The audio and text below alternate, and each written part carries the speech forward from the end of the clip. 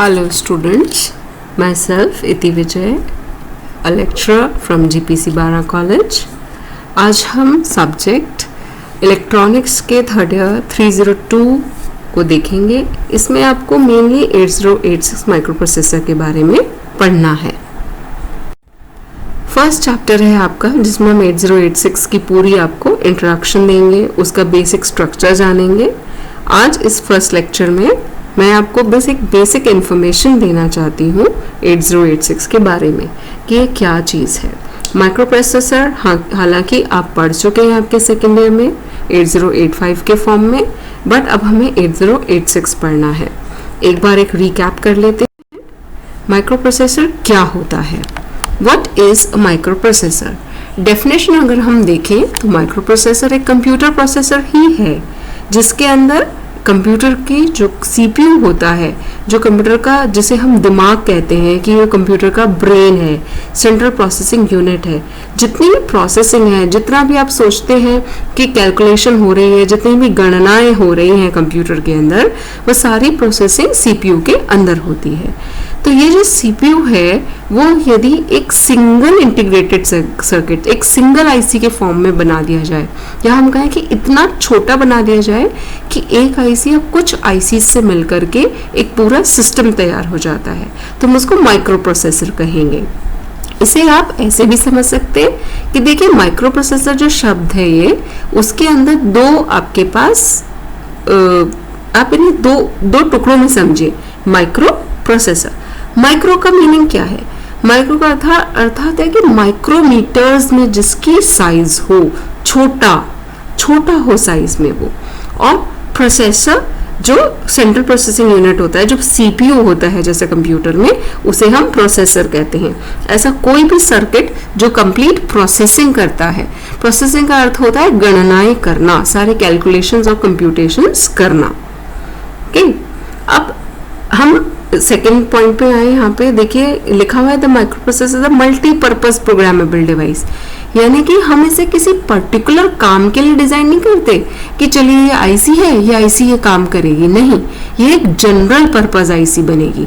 इसका अर्थ ये होगा कि हम किसी पर्टिकुलर भाषा में, जिसको हम प्रोग्रामिंग लैंग्वेज बोलते हैं, उस लैंग्वेज में कुछ कोडिंग करेंगे और उस कोड्स के थ्रू उस प्रोग्रामिंग भाषा में, उस प्रोग्रामिंग लैंग्वेज के अंदर जो लिखा हुआ है उस प्रोग्राम को जब आप इसे फीड करेंगे, प्रोसेसर के अंदर आप उस प्रोग्राम को फीड करते हैं और एग्जीक्यूट करते हैं, तो प्रोग्राम जो कार्य करने के लिए लिखा गया है वह कार्य माइक्रो प्रोसेसर करेगा. तो इसका अर्थ ये हुआ कि माइक्रो प्रोसेसर कोई पर्टिकुलर टास्क, पर्टिकुलर कार्य को कराने के लिए नहीं बनाया जाता. वह एक जनरल पर्पज आईसी होता है जिसमें आप अपने कोई भी कार्य को करवाने के लिए एक प्रोग्राम लिखते हैं. उस प्रोग्राम को हम माइक्रो प्रोसेसर में फीड करते हैं. जब माइक्रो प्रोसेसर उस प्रोग्राम को एग्जीक्यूट करेगा, रन करेगा, वो रन करने के बाद वो टास्क ओवर होगा जो हम उसे करवाना चाहते थे.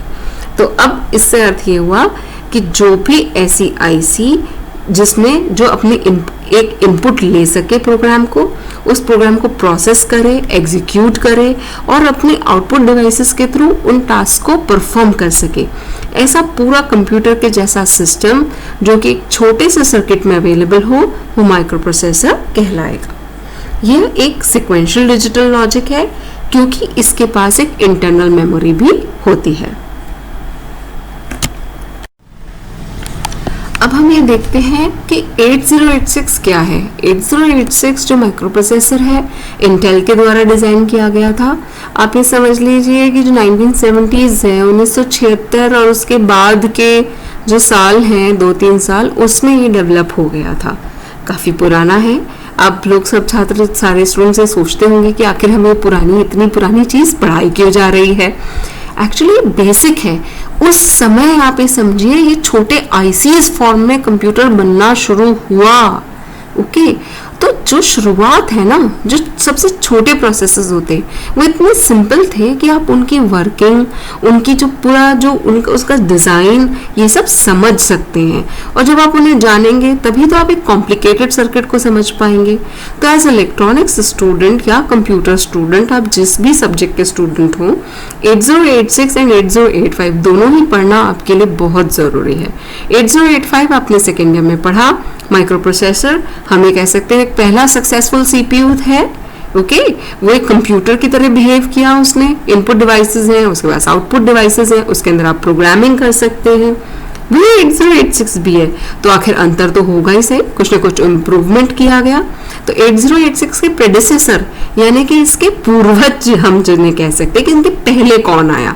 इसके पहले आईसी बनाई गई, उसका नाम दिया गया 8080 और उसके बाद एक सक्सेसफुल आईसी बनी 8085 जो कि काफ़ी सक्सेसफुल रही, काफ़ी पॉपुलर रही इंटेल की। वहीं ऐसा नहीं है कि 8085 सक्सेसफुल हो गई तो वो वहाँ बैठे रहेंगे रिसर्चर। जो साइंटिस्ट है, जो रिसर्चर है, वो तो उसको इम्प्रूव करते जा रहे हैं, उसको बढ़ाते जा रहे हैं और उन्होंने 1-2 साल के अंदर ही 8086 भी निकाल दिया। और ये 8086 ऐसा आईसी था जिसके बहुत सारे वर्जन निकाले गए, बार बार स्पीड बढ़ा के, कभी कोई उसमें मोड बढ़ा के, कभी कोई फंक्शनिंग बढ़ा करके, और उसके बाद बने 80186, 80286, फिर ऐसे ही आगे 386 आया, 486, 586, उसके बाद से उसको हम 586 जो है उसके बाद उसको हम कुछ और नाम दे दिया हमने इंटेल का, और फिर वो ये मॉडर्न आईसीस तक आ गए आप लोग। तो आज हम कहते हैं इंटेल कोडो आ रहा है हमारे पास। ये सब क्या है? ये माइक्रो प्रोसेसर जो अंदर लगा हुआ है ना कंप्यूटर के अंदर, उसको हम क्या कह रहे हैं, उसका एक नाम दिया हुआ है, वो नाम बताते हैं। इसी तरह जो सबसे पहला माइक्रो प्रोसेसर सक्सेसफुल जो रहा वो था 8085 जो कि आप सेकेंड में पढ़ चुके हैं। अब आपको 8086 पढ़ना है। अब आखिर हम इम्प्रूवमेंट क्यों करते हैं, क्यों एक नया आईसी आया, पुराने आईसी की क्या प्रॉब्लम थी?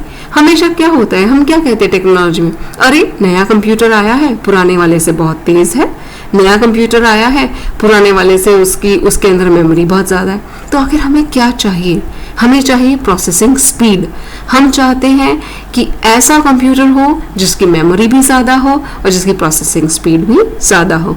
तो ऑब्वियसली 8086 इन दोनों मामलों में 8085 से आगे था। ओके एट प्रेजेंट बहुत सारे मैन्युफैक्चरर्स इसे बनाते हैं, ऐसा नहीं इंटेल ही 8086 को बनाएगा, इंटेल ने उसको डेवलप किया, वही डिजाइन, वही आर्किटेक्चर, वो सारी जो फंक्शनिंग है उसे उठा करके अन्य कंपनियां भी, इलेक्ट्रॉनिक्स कंपनियां भी ऐसी आईसीज को बना सकती हैं। वो डिफरेंट वर्जन में बनाएंगी। डिफरेंट वर्जन का अर्थ होगा कि क्लॉक स्पीड डिफरेंट होगी तो कहलाएगा 8086, क्योंकि उसका बेसिक जो संरचना है ना, उसकी वो जो आर्किटेक्चर है वो सेम है, लेकिन उसकी स्पीड अलग है, तो वो वर्जन अलग हो जाएगा। कुछ फीचर्स देखते हैं अब हम 8086 माइक्रो प्रोसेसर के। सारे फीचर्स हम डिटेल में पढ़ेंगे इस चैप्टर में, अभी मैं आपको सिर्फ एक इंट्रोडक्शन दे रही हूँ, तो हम सिर्फ पॉइंट वाइज, कभी आपको एग्जाम में क्वेश्चन की तरह भी पूछा जा सकता है ना, तो आपको 8086 के अगर कुछ फीचर्स लिखने हैं तो ये पॉइंट्स भी हैं आपके पास, ये पॉइंट्स आप समझ सकते हैं और इनकी डिटेल भी हम बाद में पूरे चैप्टर में पढ़ेंगे। सबसे पहली बात, ये एक 16 बिट इसके अंदर अरिथमेटिक लॉजिक यूनिट होती है, या फिर मैं कह सकती हूँ कि 8086 एक 16 बिट माइक्रो प्रोसेसर है।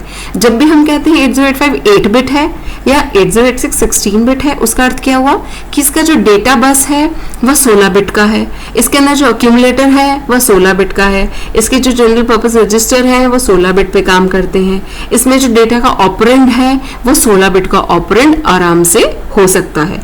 तो यानी कि कुल मिला के इसके अंदर जो अरिथमेटिक लॉजिक यूनिट यानी कि ALU बनी हुई है वह 16 बिट के ऑपरेंड्स पर काम करती है। नेक्स्ट आपको यह है कि 16 बिट इसकी डेटाबेस, ऑब्वियसली यही हमने बोला कि इसकी डेटाबेस 16 बिट की होती है। ये डेटा को रीड राइट दोनों कर सकता है, मेमोरी से, IO पोर्ट से, जो कि दोनों ही अपने आप में 16 बिट और 8 बिट दोनों के हो सकते हैं। हालांकि इसकी जो एड्रेस लाइन है वो 8085 जैसी नहीं है 16 बिट की, उससे ज़्यादा है, यानी कि इसकी मेमोरी ज़्यादा है। इसमें 20 एड्रेस लाइन्स हैं। 20 एड्रेस लाइन का अर्थ है 2 की पावर 20 104856 इतने बाइट्स हैं इसके पास, या फिर हम कह सकते हैं कि 1 मेगाबाइट की मेमोरी है। आज की डेट में जब हमारे पास टेराबाइट की मेमोरी है, हमें लगता है 1 मेगाबाइट कितना छोटा होता है, लेकिन जब भी आप सोचिए 1976 की बात है, इतना पहले जब अगर आईसी बनाया जा रहा था, उसके अंदर 1 मेगाबाइट मेमोरी होना अपने आप में एक बहुत बड़ा अचीवमेंट था। तो एक बहुत बड़ी मेमोरी 8085 से कहीं ज़्यादा, ओके, एंड आपके पास 8 बिट से 16 बिट हो गया 8086, और जो एड्रेस लाइन है वो भी 16 की 20 हो गई हैं।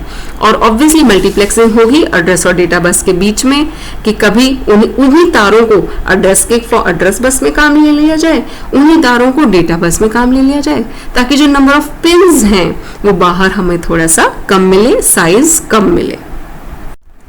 इसके बाद आप ये देखिए कि ये सपोर्ट कर सकता है 64K IO ports. It's not 64 नहीं, 64K, इतने सारे IO डिवाइसेस इसको ये सपोर्ट कर सकता है 8086। इतनी सारी चीजें हम इससे कनेक्ट कर सकते हैं। ये इसमें 14 रजिस्टर्स होते हैं, सबकी साइज 16 बिट होती है अंदर। 22,000 इंस्ट्रक्शंस। हम ये नहीं चाहते हैं कि आप ये सारे इंस्ट्रक्शंस याद करेंगे ऑब्वियसली, लेकिन हाँ आपको ये पता होना चाहिए कि इतने डिफरेंट तरह के इंस्ट्रक्शंस इसके अंदर होते हैं। मल्टीप्लाई डिवाइड जैसा ये मैंने यहाँ पे इसलिए मेंशन किया है क्योंकि आप 8085 पढ़ चुके हैं और आपको पता है कि उसके अंदर एडिशन और सब्ट्रैक्शन के लिए इंस्ट्रक्शन होते हैं। तो यहाँ एक नई चीज़ है कि हमारे पास मल्टीप्लाई और डिवाइड के लिए भी इंस्ट्रक्शन है, और ऐसे न जाने कितने इंस्ट्रक्शन हैं जो आगे आप चैप्टर्स में पढ़ेंगे। कुल मिला के 22,000 इंस्ट्रक्शन हैं, 22,000 डिफरेंट निर्देश हैं 8086 में पॉसिबल। सारे आपको नहीं पढ़ने हैं आगे जाके, पर ये पॉइंट आपको याद रखना चाहिए कि टोटल 22,000 इंस्ट्रक्शंस 8086 में बनाए जा सकते हैं। इसको 2 मोड में ऑपरेट किया जा सकता है। 8086 की डिजाइन इस तरीके की है, इसको एक मिनिमम मोड और मैक्सिमम मोड। अभी आप सिर्फ ये जानिए कि इसके अंदर 2 मोड होते हैं। इन 2 मोड्स का अर्थ क्या है ये नेक्स्ट लेक्चर में आएगा। इसकी जो वोल्टेज सप्लाई है जिस पे ऑपरेट करता है वो 5 वोल्ट सप्लाई पे वर्क करेगा। जो क्लॉक है वो सिंगल फेज क्लॉक होनी चाहिए, और वो एक सेपरेट चिप होती है क्लॉक के लिए, उसके थ्रू प्रोवाइड होती है। इसकी क्लॉक स्पीड डिफरेंट हो सकती है, क्योंकि जैसे मैंने आपको बोला डिफरेंट स्पीड मतलब डिफरेंट वर्जन। तो पहला वर्जन जिसमें 4.77 मेगाहर्ट्ज स्पीड पे काम किया गया, फिर 8 मेगाहर्ट्ज पे और फिर 10 मेगाहर्ट्ज पे। आखिर स्पीड से फर्क क्या आया होगा? अगर आपकी क्लॉक फास्ट है, आपका जो सीपीयू है जल्दी चलेगा, मतलब वो इतना फास्ट क्लॉक को हैंडल कर सकता है। नेक्स्ट हम फीचर्स देखें कि उसके अंदर कई तरह की मल्टी प्रोसेसिंग कैपेबिलिटी है।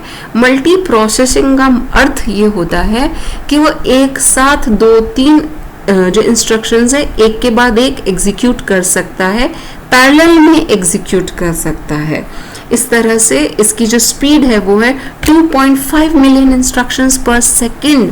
आप सोच के देखिए, अंदाज़ा लगाइए कि 2.5 मिलियन इंस्ट्रक्शंस पर सेकेंड ये एग्जीक्यूट कर सकता है।